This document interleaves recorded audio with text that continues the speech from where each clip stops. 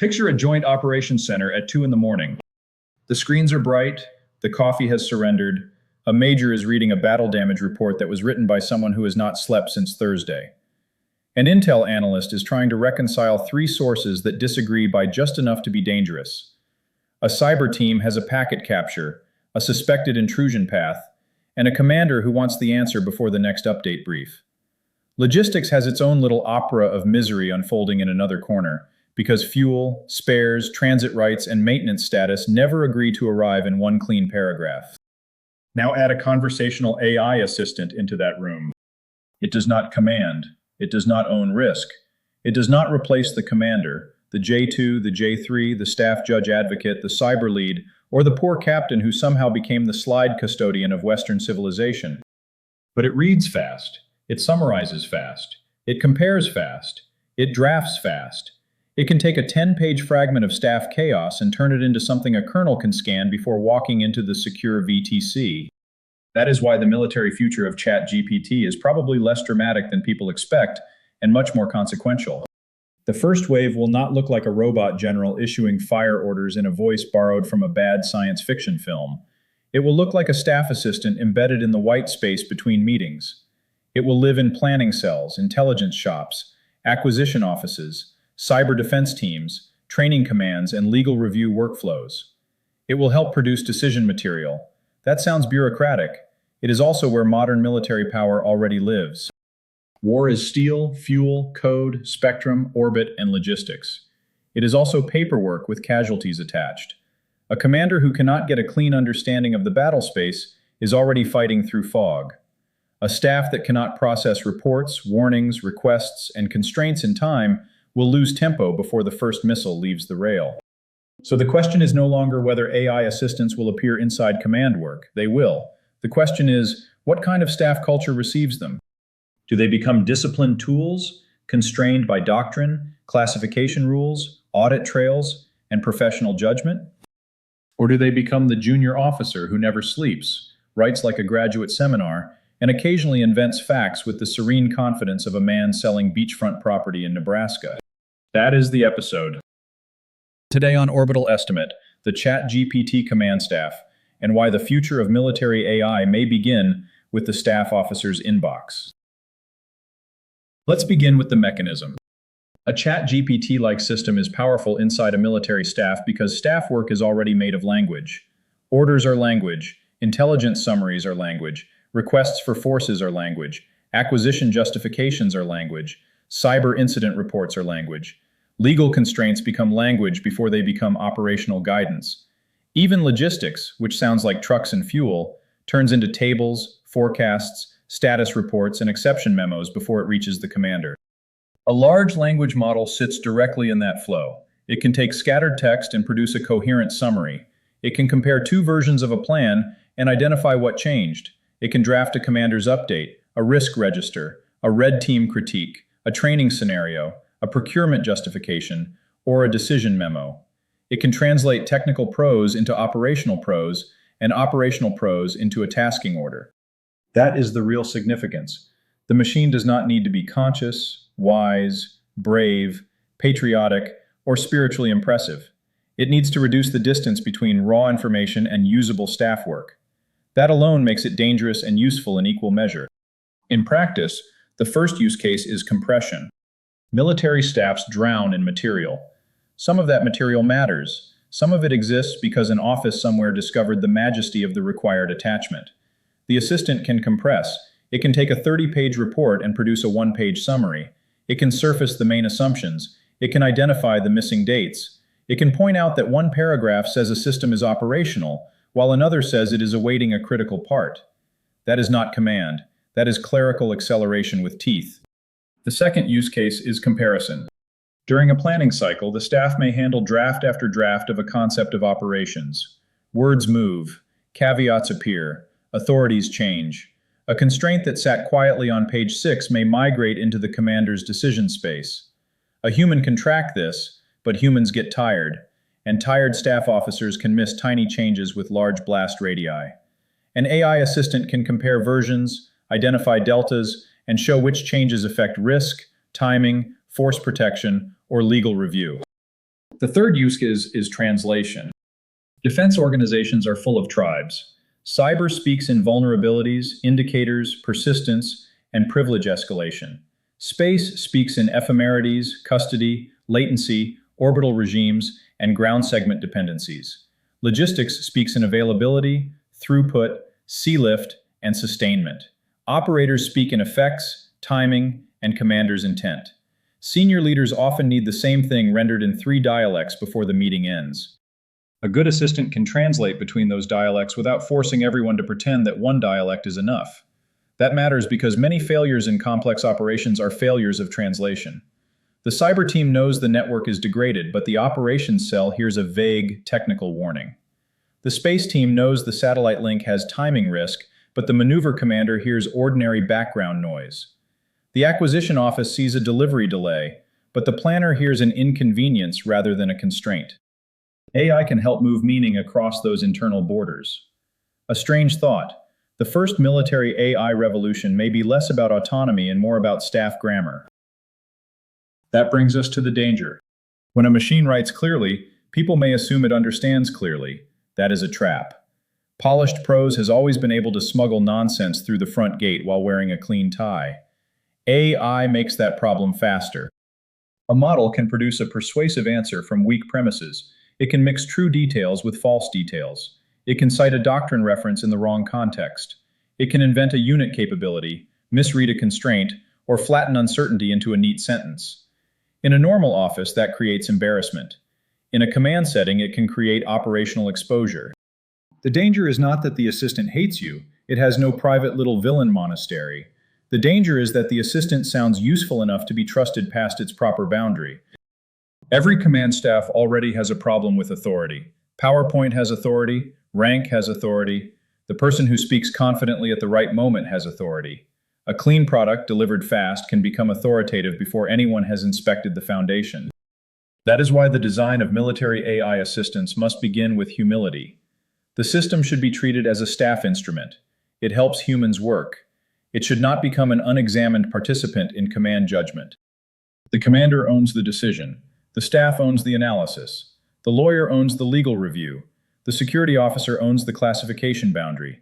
The cyber defender owns the network assessment. The AI owns nothing. That sentence should be printed on a sign and taped above every pilot program, preferably laminated. The Pentagon respects laminated things. Now let's move from mechanism to use cases. Start with intelligence triage. In a crisis, intelligence streams arrive faster than the staff can digest them. Reports from theater, commercial imagery, signal summaries, open source chatter, partner updates, previous assessments, warning indicators.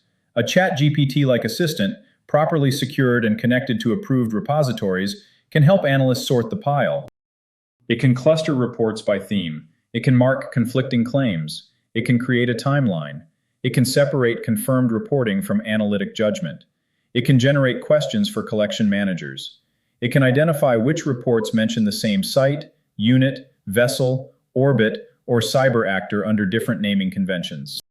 That does not replace intelligence analysis. It gives analysts a faster way to organize the room before they begin judgment. The machine sweeps the shop floor. The analyst decides whether the strange footprint belongs there.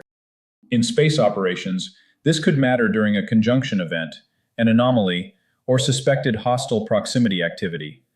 A staff may need to gather satellite telemetry, operator notes, catalog data, owner-operator communication, foreign policy context, and prior activity patterns.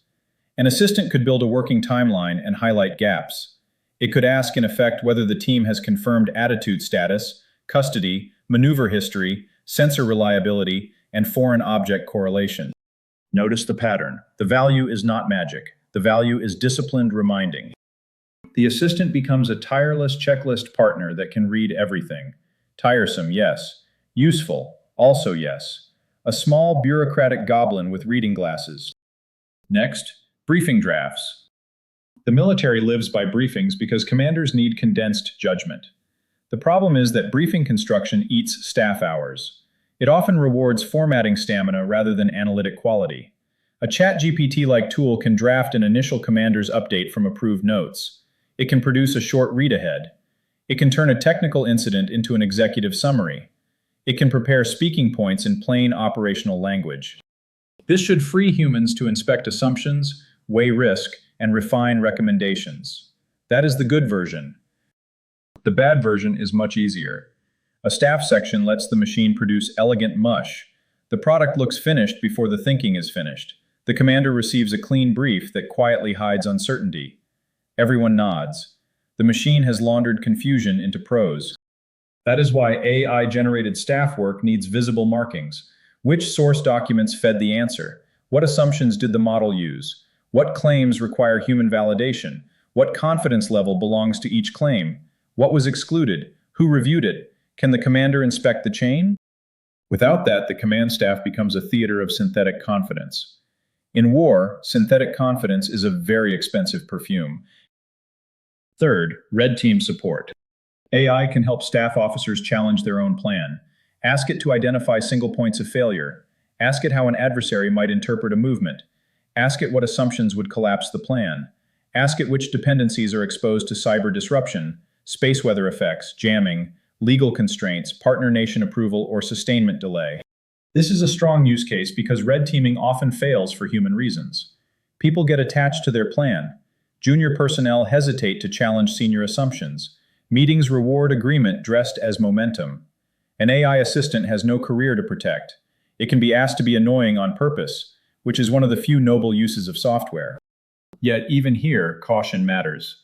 A model can produce obvious critiques and make them sound fresh. It may miss the adversary's actual doctrine, political constraints, or command culture. It may produce generic risk language that feels useful until someone asks what it means on Tuesday at 0400. A serious military assistant would need access to approved doctrine, theater-specific data, intelligence products, and operational constraints. It would also need boundaries. It should raise lines of inquiry. It should not pretend to know the enemy's mind. The enemy already has a mind. Regrettably, they brought it to work. Fourth, operational planning.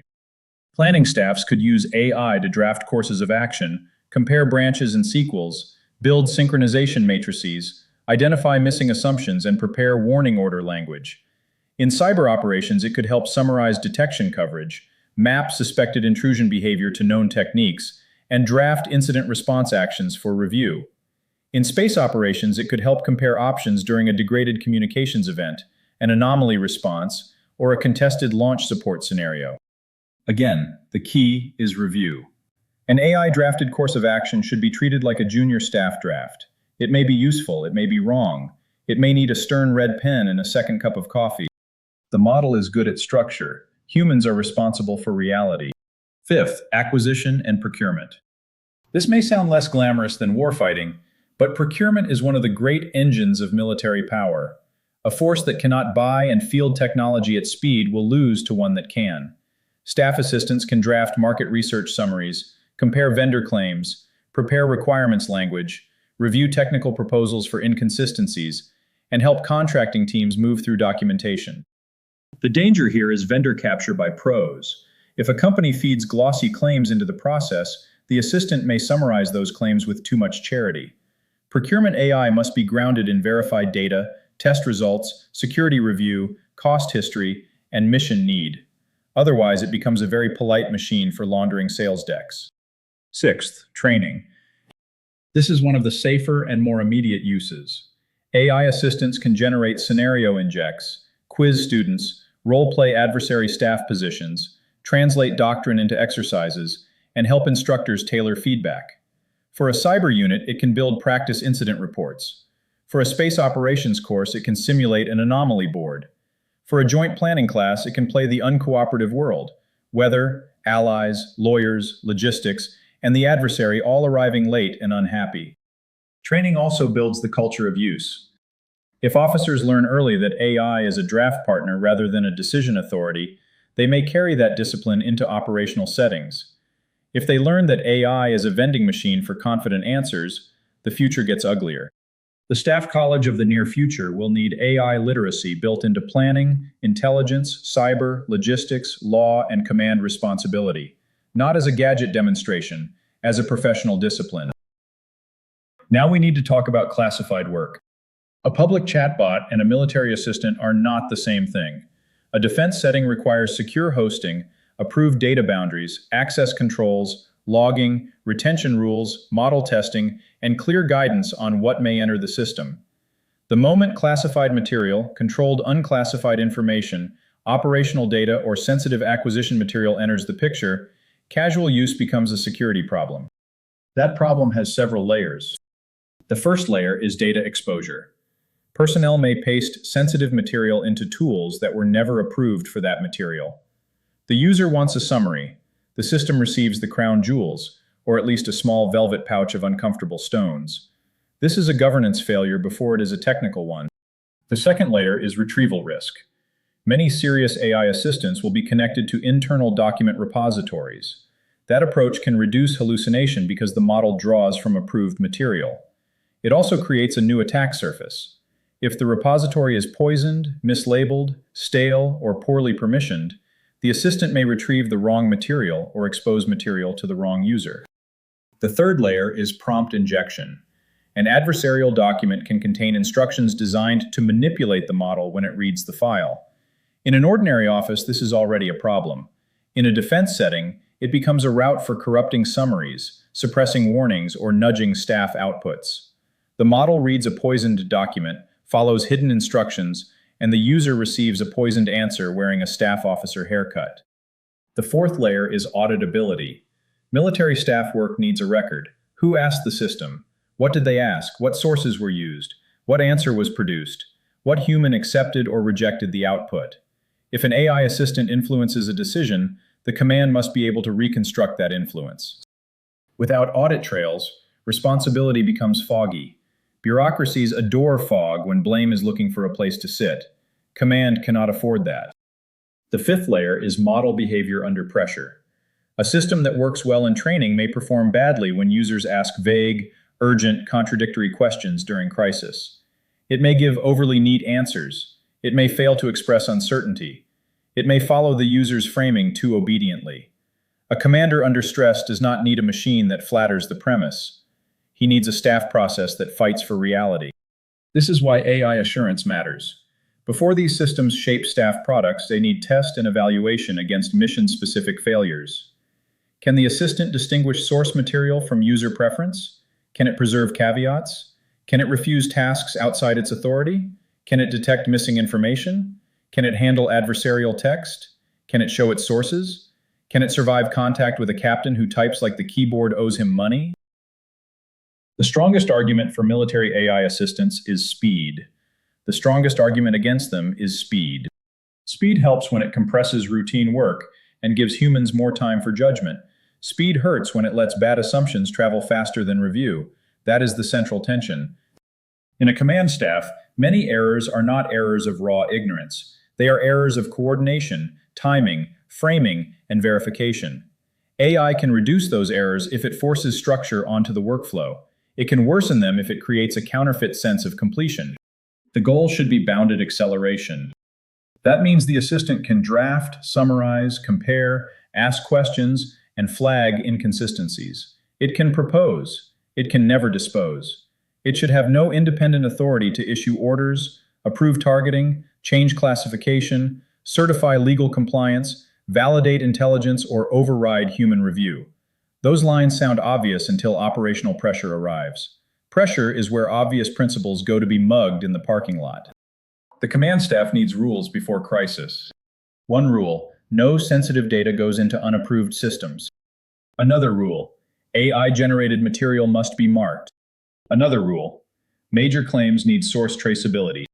Another rule: the model's uncertainty must be visible, especially when the output informs operational risk.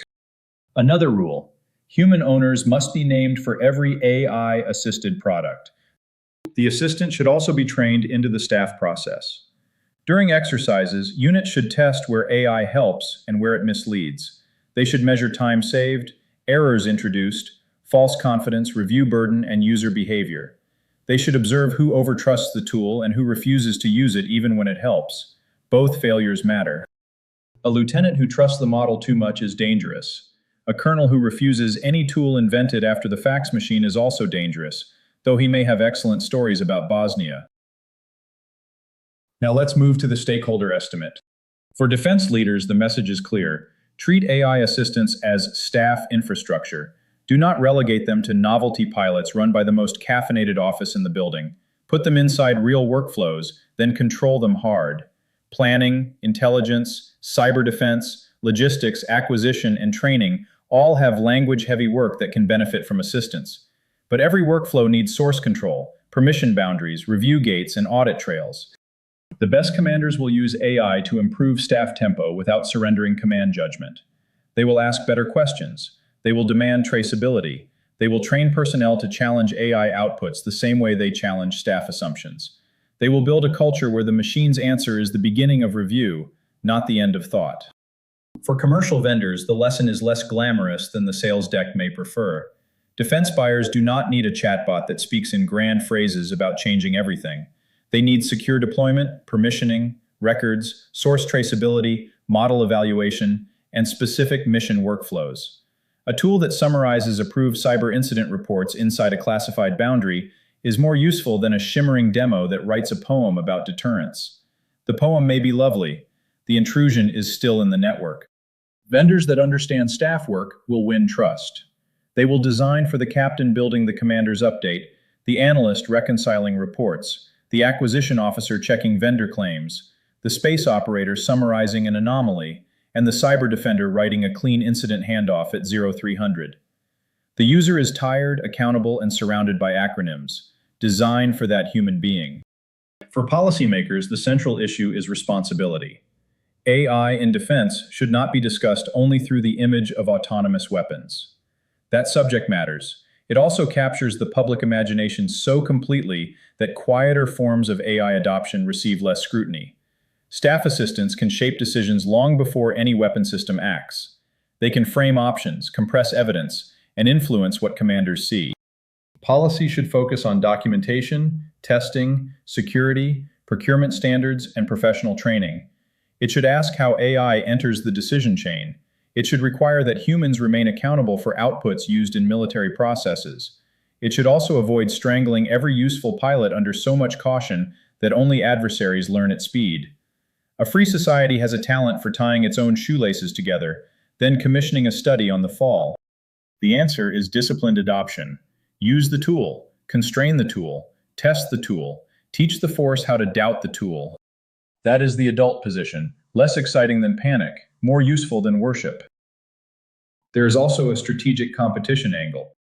A military that learns to use AI assistance well may gain staff tempo, faster planning cycles, faster intelligence digestion, faster cyber response, faster acquisition paperwork, faster training content. None of this sounds like a hypersonic glide vehicle. It may still change the balance of real operations. Tempo is not merely speed. Tempo is the ability to act with coherence before the adversary can adjust. If AI assistants let a command staff process more information, expose more assumptions, and prepare cleaner options faster, they become part of operational advantage. But the same tool can create fragility.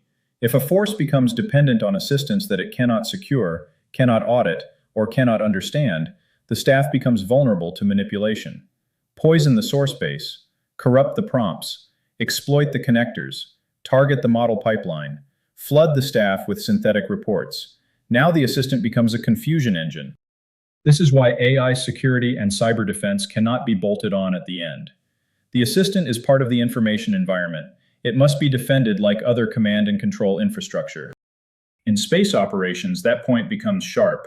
Space power depends on distributed ground systems, commercial partners, classified networks, telemetry flows, orbital data, launch infrastructure, and policy coordination. An AI assistant that helps manage this complexity could be valuable. An AI assistant that misreads a satellite anomaly, mishandles classified data, or overstates confidence during a contested event could become a liability with orbital consequences. The satellite may be moving at 7.5 kilometers per second. The staff error begins in a paragraph. Here is the forecast. Over the next few years, AI assistants will move from personal productivity tools into controlled government and defense workspaces. The early winners will be boring on purpose. Summaries, drafts, comparisons, search across approved material, training support, acquisition review, cyber incident triage. Staff products that take hours today may take minutes to draft, then still require human review. The second wave will be more serious. Secure assistants will connect to mission data, doctrine, planning systems, ticketing systems, intelligence repositories, and command workflows. They will become staff co-pilots. That phrase sounds harmless. It should make leaders alert. A co-pilot still sits in the cockpit. The indicators to watch are concrete. Watch for classified or controlled AI assistant deployments inside defense networks. Watch for staff colleges teaching AI-assisted planning as a normal professional skill. Watch for doctrine that defines AI's role in orders production, intelligence support, cyber defense, and operational planning. Watch for audit trail standards. Watch for model evaluation tied to mission use rather than generic benchmark scores. Watch for adversarial testing against prompt injection, data poisoning, and source manipulation. Most of all, watch commanders. The serious commanders will not ask whether AI can replace judgment. That is a childish question wearing adult shoes. They will ask where the tool improves staff tempo, where it hides uncertainty, where it creates new attack surfaces, and where it tempts the organization to treat polished language as verified truth. The ChatGPT command staff is coming because military staffs are already overloaded with text, data, meetings, reporting chains, and decision pressure. The machine enters through that overload. It promises relief. It offers speed. It produces order from fragments. That promise is real enough to matter and dangerous enough to discipline. A commander may soon walk into a briefing where every slide, every summary, every red team note, every logistics estimate, and every cyber update has been touched by an AI assistant. The question will be whether the staff knows which parts came from the machine, which parts came from verified sources, which parts reflect human judgment, and which parts are still uncertain. In war, the enemy gets a vote. Reality gets the final vote. AI may help the staff hear reality faster. It may also teach the staff to hear a cleaner fiction. That is the line to hold.